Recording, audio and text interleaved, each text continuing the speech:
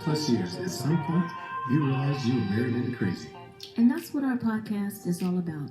We offer love, laughter, and a dose of reality as we unpack this crazy thing called marriage. So sit back, relax, and get your ear hustle on. It's time to start the conversation. All right, let's go.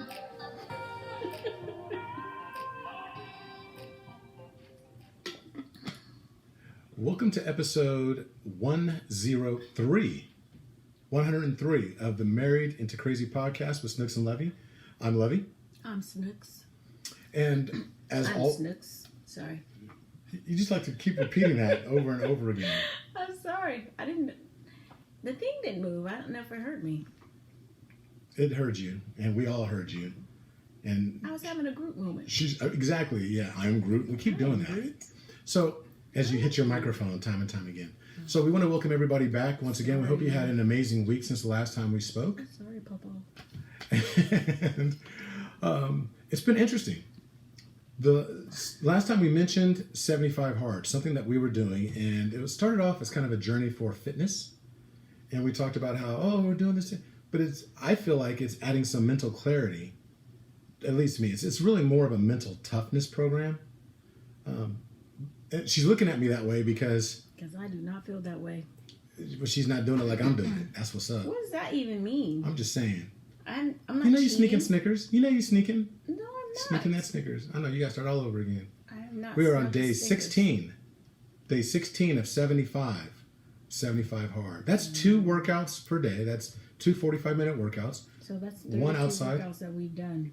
No, 31. We haven't done our second one today. 1 outside, 1 indoors, 45 minutes each. Smoldering heat. And we're in Northern California, so it's like every time we come back from a walk, we smell like brisket. Yeah. Like somebody was smoking us. Yeah. All the campfires, all the fires that are going on right now. We're just, offering prayers up for those people that have been displaced. The firefighters out there, they're tired and everything. So just really our prayers are going out to them. I mean, it's really bad up here, you guys. It's bad. So you have COVID, then you stack the fires that are taking place. Mm-hmm. You can see it from space.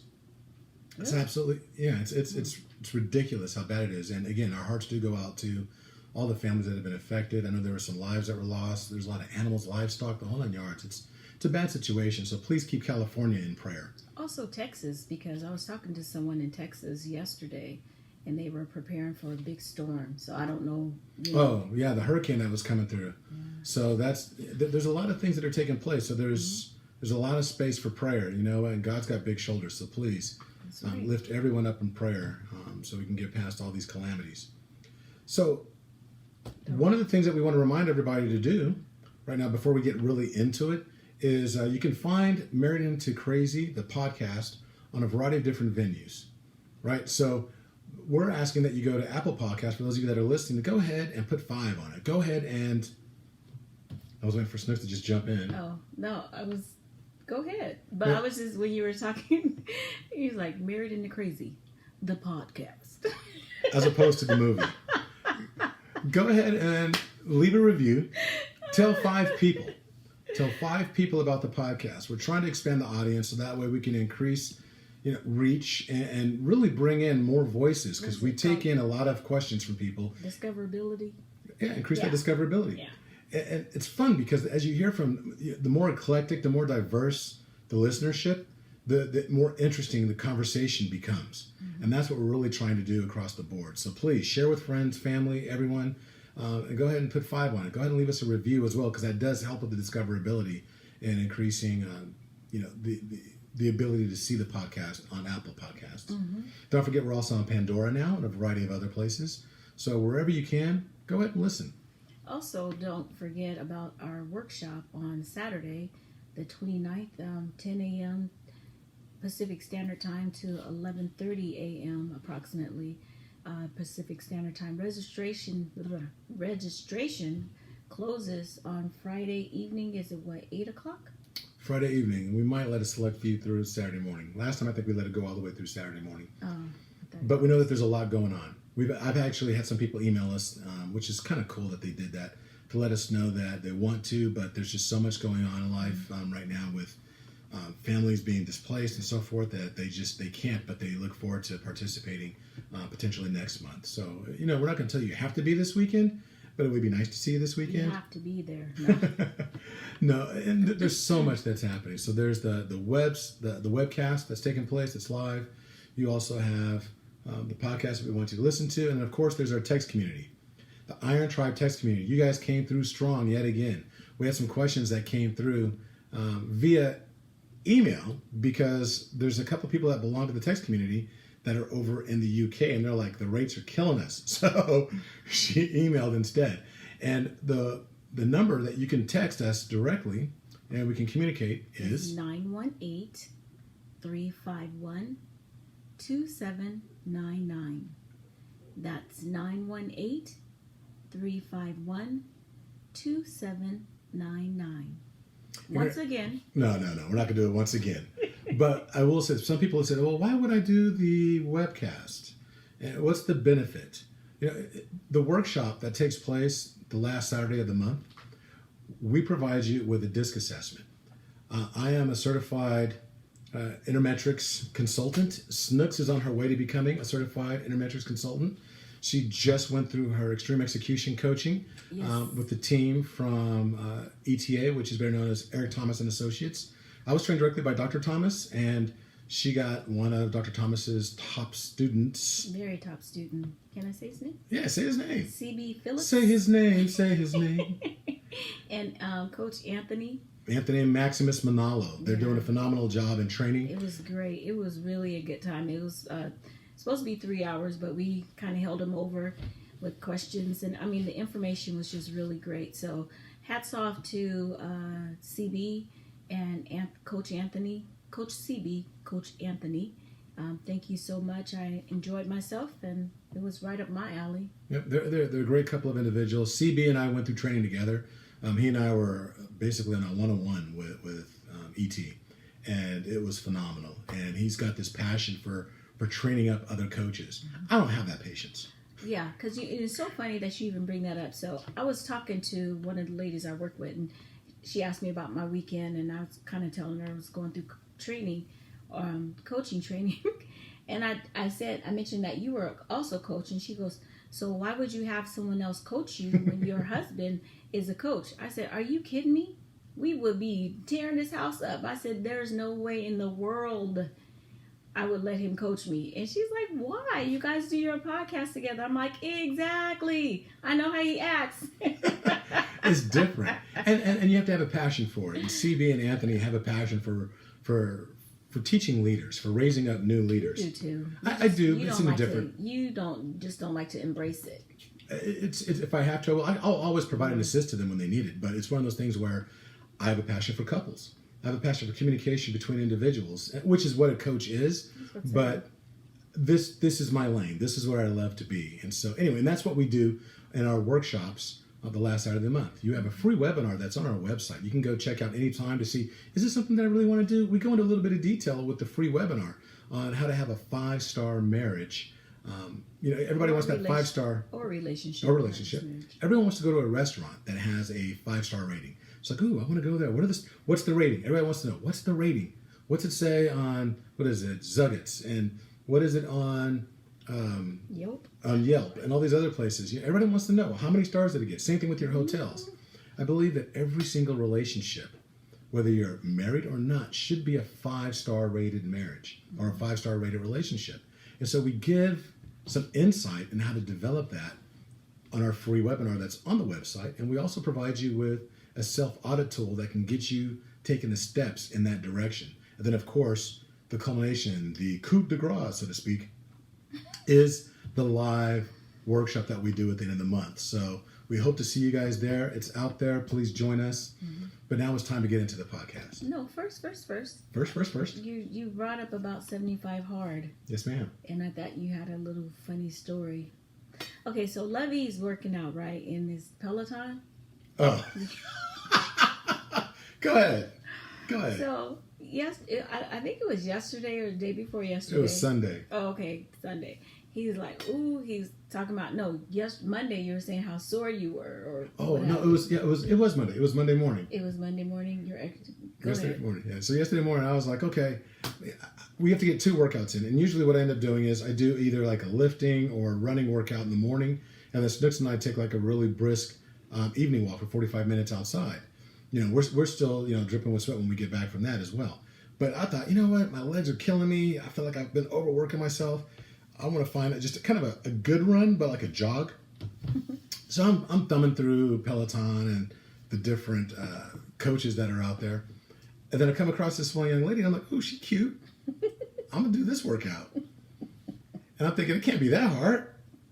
I go into that workout, and this young lady destroyed me. And that's what he gets. Destroyed me. I mean, I was drenched in sweat.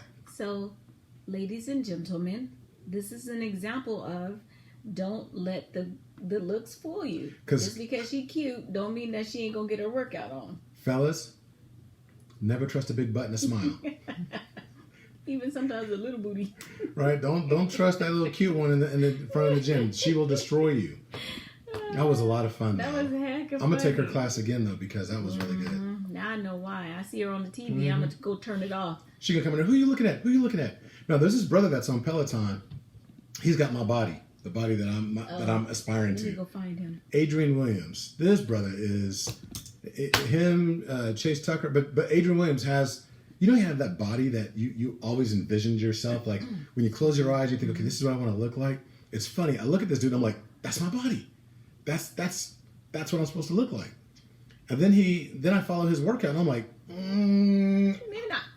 Right? I got to put in that work. That's like a relationship. You see relationships. You see a marriage. You're like, oh, I want us to be like that. True. You say relationship goals.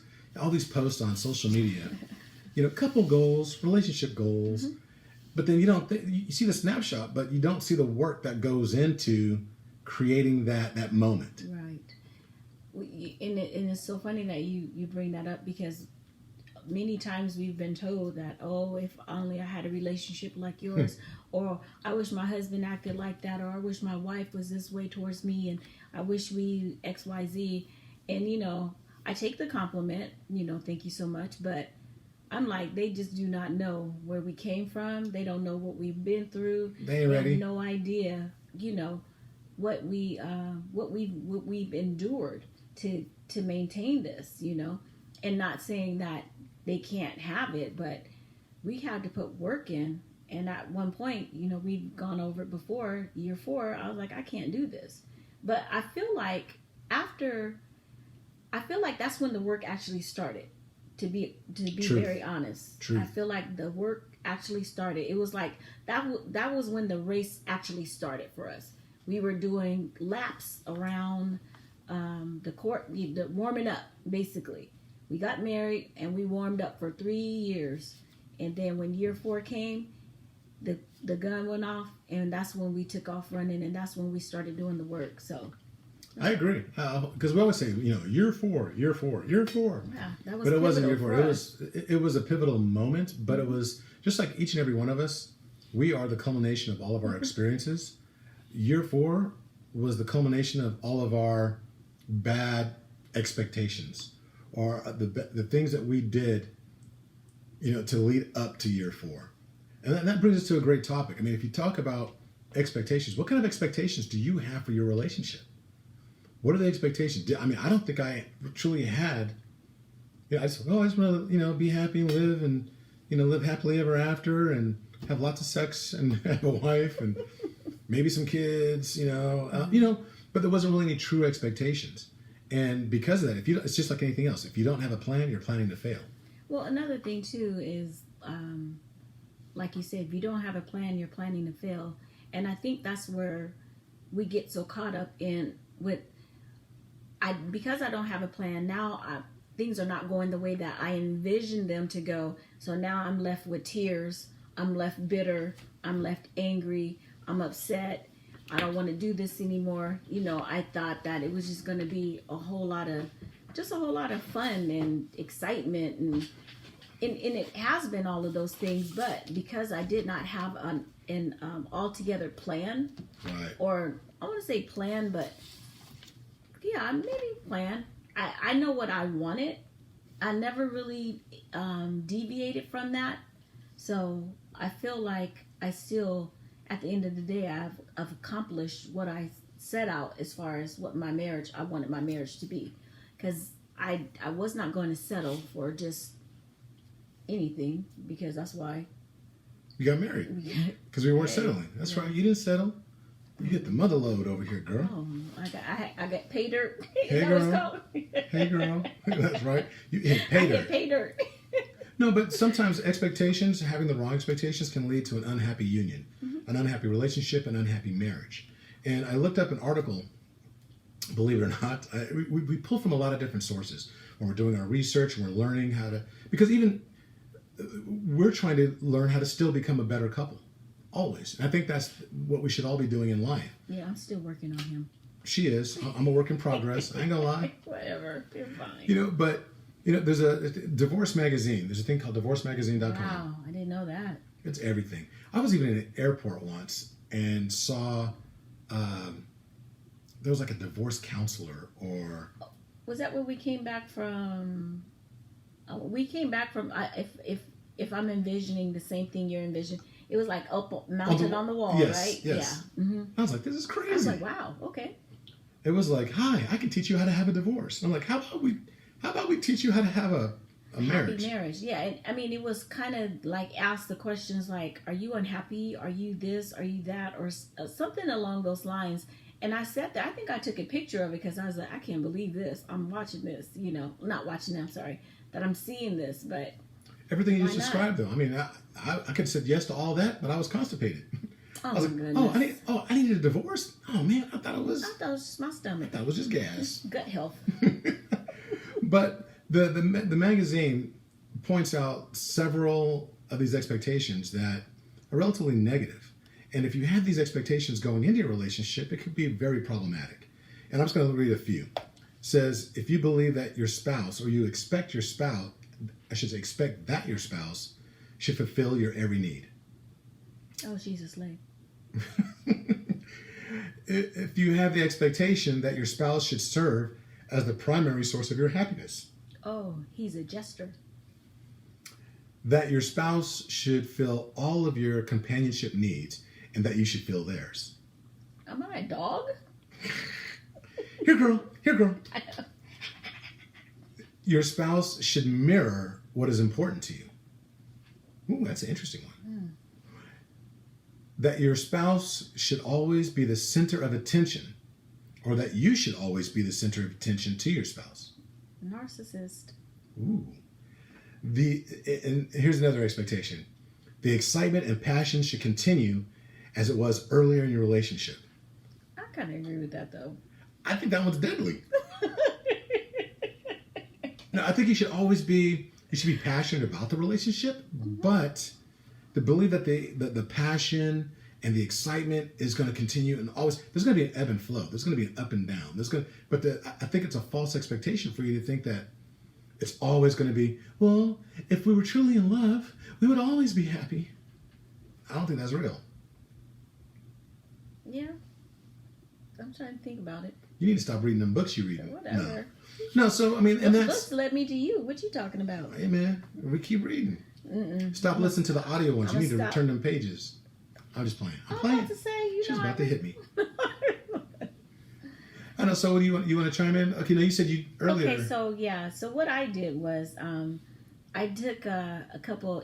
I did a couple surveys or interviews with 10 couples, and they were just, these are people that I work with, and I just kind of sprung it on them, like, hey, so tell me what your expectations were of marriage prior to getting married. And so 10 guys, I did 20 people. I said 10 couples, but I did 10 guys and I did 10 girls, 10 ladies.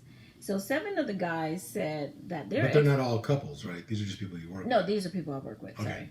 So 7 of the guys said unlimited sex. That was what their expectation was. And 4 women actually agreed with that. 8 women. That's the black card. That's that American Express black. Bam! Oh, that's used. I'm just put the car whatever. down. Pop. So 8 women and 2 guys said their expectation was to have a kid right away. 3 men said that company, they expected, the companionship basically. And 6 women said they expected intimacy. 5 women said they expected some disagreements, but not too much. One guy said he expected nagging in his future. Started rolling. I was like, okay. But then each of them said that they expected to grow old with their spouse. Okay. For the duration, whatever. So now out of the 20 people, 4 of them are actually divorced, 2 are remarried, and 1 is a widower. So they said now the majority kind of agreed that the majority of time sex is pretty much scheduled. It's not unlimited. It's not unlimited. It's unlimited scheduled. It's an unlimited schedule. So it's not like an all-inclusive. No, so it's not the beaches resort. Not beaches resort. It's okay. No. I'm just checking. No. I'm just checking. Oh, when she was. It is up in here. Okay. All you can eat buffet. That's what I'm saying. All-inclusive. Up here in the Snooks and Lovey household. Sometimes the dish is hot. Sometimes it's cold. I'm saying, but it's no. Cut it out. Okay, go ahead. Anyway, so majority of the time the sex is scheduled. They don't laugh and joke as much as they thought they would. Some said that some argue there are very few arguments. They were able to do some vacationing, but like I said, out of the ones that are still married, they're still in love with their spouse. Some feel like because of all the responsibilities at home, the kids, the chores, whatever, there's like they feel like when you sit and, how did he say this? He said when he sits and he thinks about it, he has to put more effort. He has to make time for his wife. And the other guy that was there, he was like, yeah, once, now that I think about it, he's like, I do feel like I kind of like maybe brushed by her a little bit without taking in and asking how she doing and blah blah blah whatever. But like we work in a prison, so a lot of them were like, I just want to go home and get in my happy place. And unfortunately, my happy place is sitting down in front of the TV and just forgetting about all the stuff that happened to me while I was at work, or what that happened around me to coworkers or what have you. And one of the others, a female CEO, she was like, yeah, I feel that way too, but it's different for me because I have kids, and so I'm always like on demand. Whereas with the men, they kind of, well, my wife kind of handles a little bit, so they're misogynistic. I'm just playing.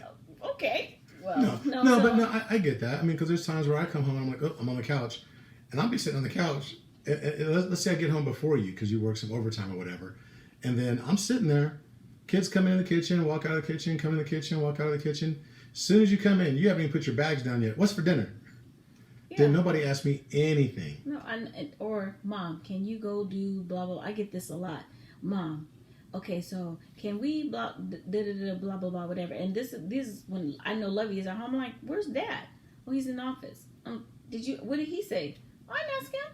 I'm like, wow, seriously, you can't.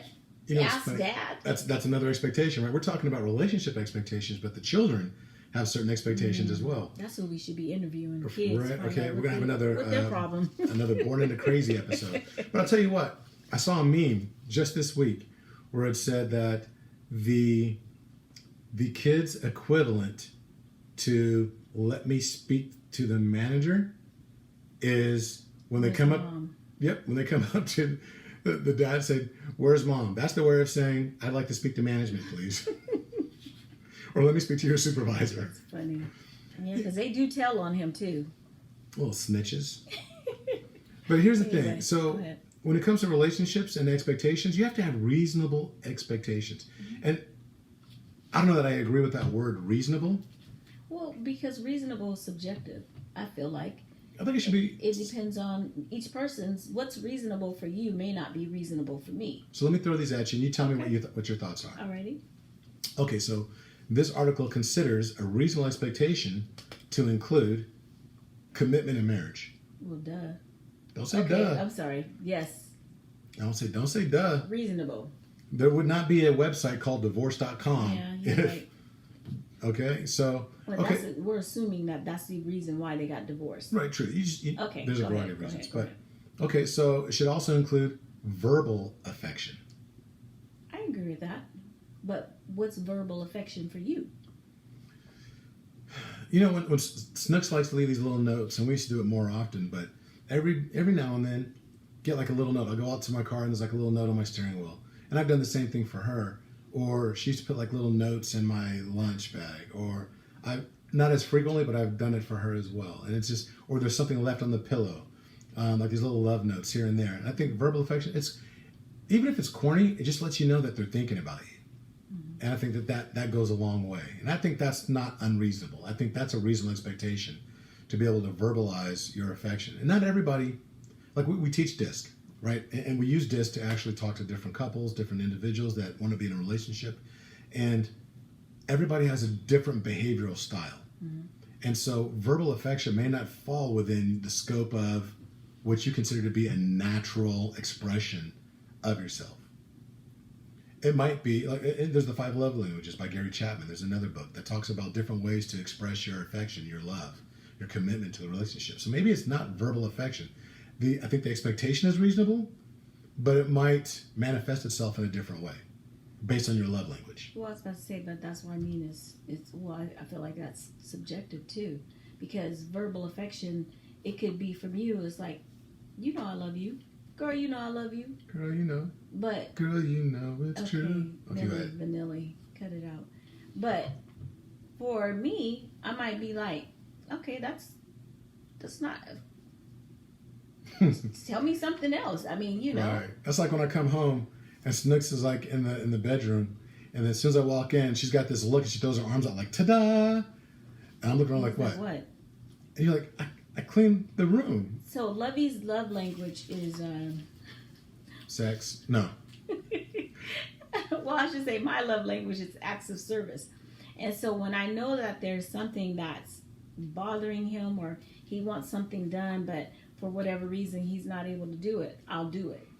And I when I do it, like there's a project that needs to be completed and he keeps, oh, I need to get this done. So I already have in my mind planned, like I'm going to do that and I'm going to do it for him. And so I'll do it and I'm waiting for him to notice that I did it and he walks by it and he doesn't say it. And then I'm like, are you serious right now? And one time I didn't even say anything and it was like a week later he was like, oh, what did you do? I was like, boy, bye. It's been like that for over a week, you know. See, 23 years in the game and, you know, we still miss things. But see, my love language is, you know, affection. I was going to say, we already know what yours is. No, it's not sexual. It's mostly just proximity. Us being close together and walking, holding hands. Huh. Except for when it's hot, because when I try to hold his because hand. she is like heat miser. Like, we're going to walk at night doing 75 hard. She wants to hold my hand. I'm like, you have lost your bleeping mind. Because she'll touch me and like she'll like melt the ring on my hand. Whatever. Oh man, she is like funny. an inferno. Okay, so let's get back to this. So another reasonable expectation includes respect for each other. Mm-hmm. Okay, I feel like that's automatic. Another one would be consideration for each other's differences. Yes. Yes, but do you think that that's common? No, because I think that differences leads to arguments, right? And at the end of the day, the argument is because I have a different opinion. Most of the time, I have a different opinion from yours, and we may not even be arguing about a thing anymore. We're just arguing about who's right, who's wrong. So. But shouldn't you be more like me? Hmm? But shouldn't you be more like me? Right. And I think that's the challenge, is because when you don't consider each other's differences, it's really like, okay, well, you know, yeah, I know you're different, but you need to think like me, or you need to do things my way.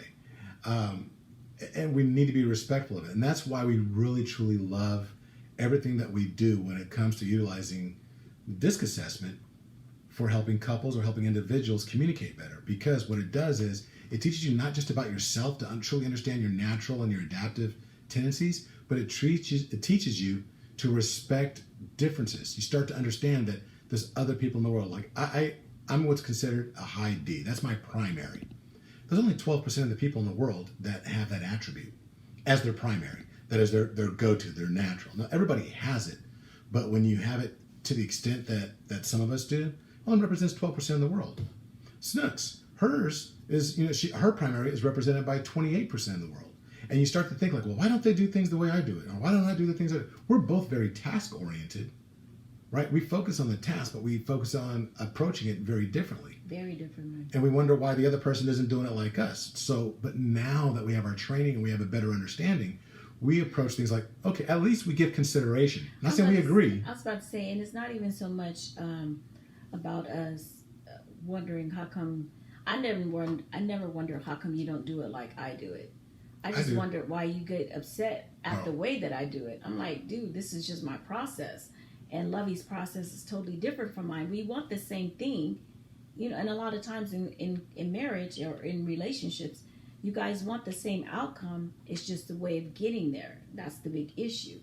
That's the problem. It's funny because she says that, that I don't like her process. The difference is she's a high C, I'm a high D. We're multiple things, but we kind of lean on those. She has a process. I don't. I just do. She has to figure it out and do it, make sure it's done correctly. And I'm not always concerned about it being done correctly. I'm just concerned about it being done. If it needs to be fixed, we'll fix it. But see, that's the kind of stuff you'll be able to pick up in our training, in our workshop. That's going to be this upcoming Saturday on August 29th. Mm-hmm. So the next thing is, another original expectation is spending quality time with each other while understanding that each spouse has other time commitments. I know you have other things that you need to get to, but right now, my expectation is that you sit here next to me. I've done that. Yes, you have. So I laughed.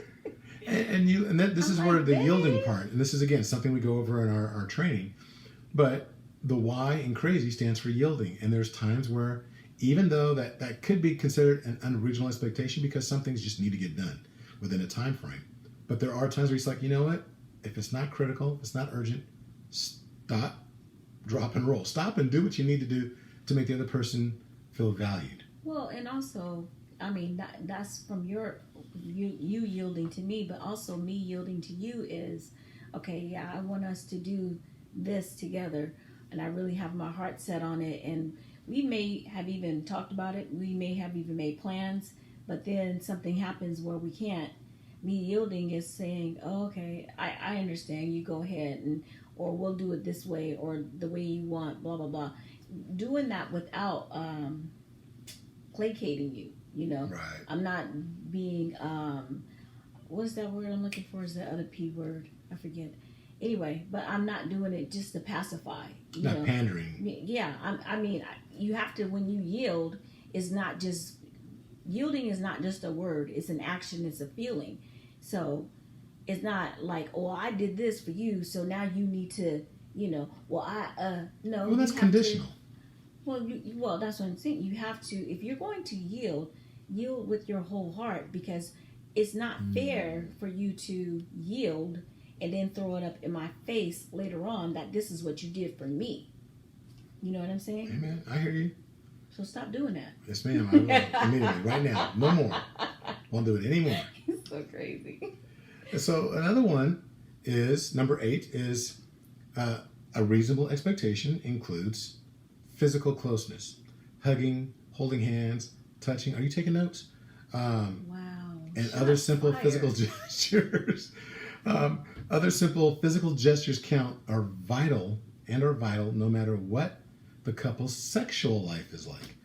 And that's what I was saying earlier. We kind of covered that. That's my love language. And we do that. We touch. Like at night, neither of us can go to sleep unless we're touching. It could be just our feet touching. It's so beneficial when it's cold outside in the summer, in the wintertime, because Lovey stays hot all the time. And when I get in bed, my feet are like ice cubes. And so I'll cinch them over to him. I can just feel the heat radiating. He calls me heat miser. I can feel the heat radiating from him. And all I have to do is just keep my feet there just so that they thaw out just a little bit before I pounce on them. And he takes it with good heart. He's a good sport about it.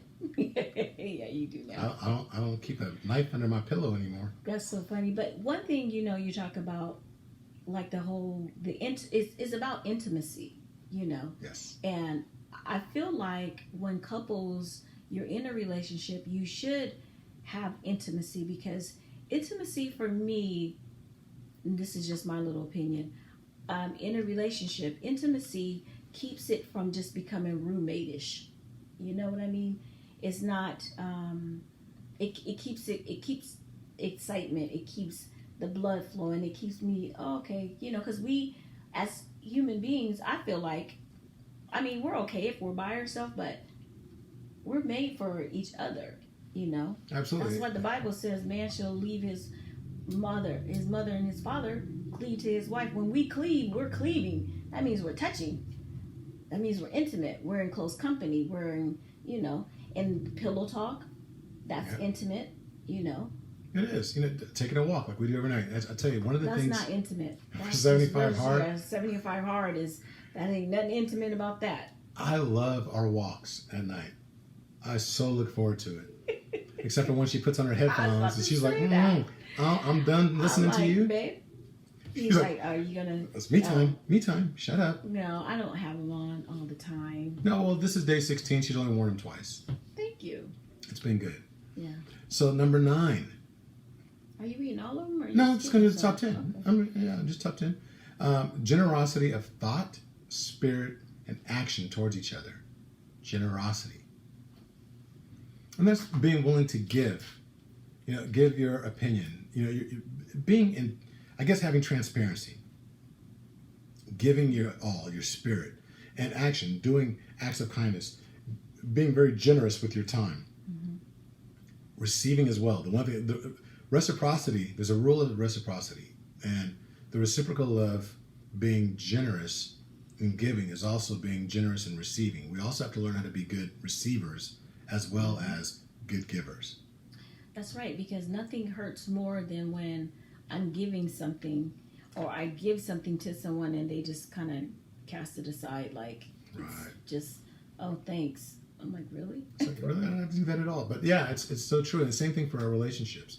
So again, we're going over the reasonable expectations, according to this article, that could save your marriage. Number 10 is acknowledging that there are other important people in each spouse's life. Their friends, their family, their colleagues, just different things. Like, but no, Snooks, you need to be here with me. I know you should. You can't go. There's no girls' night. You gotta stay with me. Why would you need to go with your girls? No, we have to acknowledge that. I look at that like we have to be respectful of the space. We have to be respectful of the space, because I need to have some downtime. I have to be able to recharge, especially when, like you talked about earlier, when we talk about assessments. In each personality, there's a different way that they're going to recharge. So the other component of our assessments are how we interact with people. Lovey's very high in the interaction area. I'm marginal. I'm actually higher than I thought I was, but I could go, and my recharge is I just go sit and grab my book, and I'm good. I'm golden. And not that he can't, but he gets his I'm more extrovert. He thrives. Yeah, I'm an introvert. He's more extrovert, but he thrives around people, and he thrives in settings. I watch him, and it's so funny when we get there. It's almost like when you were a kid, and before you go in the store, your mama say, "Don't ask for nothing, don't touch nothing, because you ain't getting nothing." So before we go somewhere, we're going in. Lovey looks at me, try to smile, and speak to people. Because he knows I'll go sit in a chair and I'm good. I will be quiet. I'll be to myself. But he'll be like, okay, I need you to smile. I need you to speak to the people. I'm like, really, dude? But it's it's valid when he says it. So, And look, I know we talk about this, and I hope I'm not beating a dead horse, but the beauty of how we approach our training and when we're working with couples and we're working with individuals is that when we talk DISC, it's exciting for us because we cover the full spectrum. I'm a high D, high I on the extroverted side of the scale. Snooks is a very high C, high S, and she's on the introverted side of the scale. And so we believe, and we've been told, that we kind of cover the gamut. We speak to everyone. There's times where, if there's a challenge or something that comes up for somebody that also exhibits high in those traits of being an S or a C, I defer to Snooks. She talks, she goes, because she speaks from experience. I can talk about the receiving side of it, but Snooks can talk about being on the other side of it. Same thing when it comes to D&I, because she'll defer to me. And she talks about, now let me tell you what it's like on the other side, how I got to deal with that. Mm-hmm. And it's a lot of fun, and I think people appreciate that. So we really do hope that you guys take us up on it and join us for the workshop. But more than that, I think the DISC adds so much value to your life. It adds so much value to your ability to have a better understanding of yourself and of your partner and of those individuals that you surround yourself with. Yes. So I saw that one right there. I think you should read that one. Okay, so there's two more. I was going to read one more. Number 12 was open communication and sincere listening to each other, which can easily fail if there isn't an effort to continually work on it. This includes discussing each other's thoughts and needs and hopes for the future they share or have individually. Mm-hmm. That's huge. That's very huge. That's so important, because one thing that I feel like some couples, why they kind of grow apart, is because they're not open in their communication and they're not being sincere. Case in point, Lovey and I, we talk about the beginning of our marriage. We weren't very open and sincere when we talked to each other, more because I didn't want to argue. I didn't want to rock the boat. We're married, we're newly married, and in my mind, we're supposed to be a certain way. And if I say something, he's going to get upset or it's going to be taken wrong, blah, blah, blah, whatever. So we really hid or kept quiet about some of the things that were bothering us. But when that happens, it just grows and it grows and it grows. And then you get to the point where you're at Morton's on your 4th-year anniversary asking for a divorce because we did not communicate the way that we did not have effective communication. We were not open. We were not sincere with each other. And we didn't listen. I would say stuff to Lovey, but Lovey wasn't hearing what I was saying. Maybe I wasn't articulating the right way or correctly. And he would say things to me and vice versa. I wasn't hearing what he was saying. All I saw was what my needs were. You're not meeting my needs. This is what I need you to do. This is blah, blah, blah, whatever. So we didn't know how to, we really didn't know how to interact or be sincere and be real, We were very immature listeners. We're very immature communicators. And when you gain maturity, you start to understand the importance and the necessity of having that open communication, of listening, sincere listening. And Stephen Covey talks about it in his book, 7 Habits of Highly Effective People, where he talks about where first seek to understand. It says basically seek first to understand before being understood. And that's something that every single person in a relationship needs to really hear time and time again and make that part of their mantra. Seek first to understand, then to be understood.